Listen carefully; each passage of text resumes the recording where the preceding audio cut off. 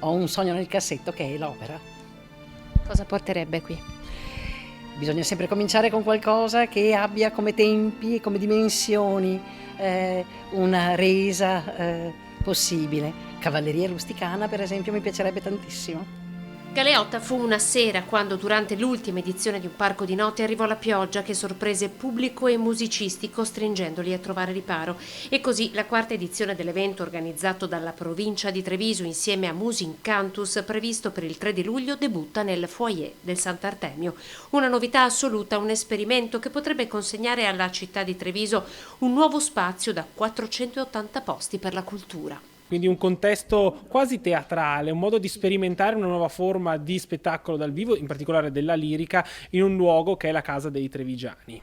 Che cosa ascolteranno i trevigiani? I trevigiani ascolteranno una selezione delle principali arie d'opera tratte dal repertorio di Puccini, Verdi. Un concerto che riprende il filo della Tosca, che andò in scena nell'autunno del 2020 e che riporta gli stessi interpreti ancora a Treviso: Fabio Sartori, tenore, Chiara Isotton, soprano, e il baritono Alex Martini, presente in conferenza stampa.